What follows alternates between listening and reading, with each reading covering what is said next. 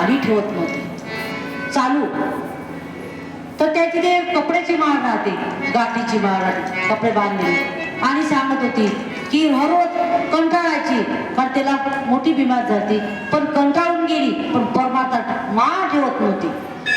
एवढं वेदना सहन करायची, पण माळ नाही. तर एक वेळा भगवंताला पण देवा की एवढं झालं, माळ करता सारखं नामच पण मुखातून येत आहे, पण मला एवढ्या वेदना होऊन गेल्या तर नाही होत बाबा सण, आता घ्या ना जेवढं.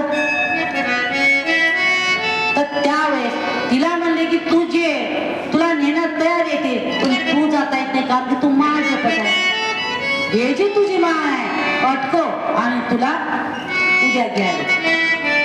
भगवंतानी सांगितल्याच्या नंतर तिनं माळ अटकवली, त्यावेळेस देहांचा. सत्य गोष्ट आहे,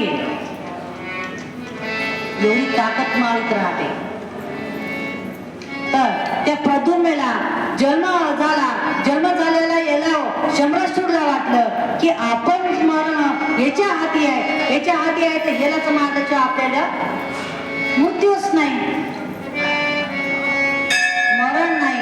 तर एक वाका की प्रद्युम्ने पाण्यामध्ये टाकलेला आणि झोपले. झोपताना म्हणजे रात्रीची आला शंभरासूर. बरेचसे दैत्य पाठीकडे वेळ नाही सांगण्याला पाठवले, पण ते निष्फळ झाले. आणि प्रद्युम्नेला घ्यायचं, शंभरासूर आला आणि बाळाला उचललं आणि अलगद घेऊन गेलं.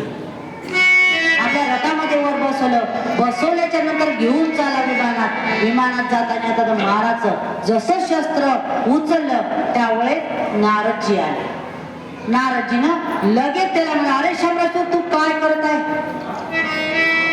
कारण की नारदाची कोणत्याही गोष्ट, कोणतेही शब्द पाळत होते, दैत्य असो चिदेव असो. नारद एक असा आहे श्रेष्ठ, म्हणजे सर्व ऋषीमध्ये नारद श्रेष्ठ आहे. कारण की जे परमार्थाकडे न्यायचं असलं ते नारदाच्या हाती, ज्याला नाही न्यायचं ते नारदाच्या हाती. कोणतं जर पाप झालं तर नारद भगवंतापर्यंत सांगत होते, देवा अशी चालू आहे परिस्थिती, तुम्हाला सहकार्य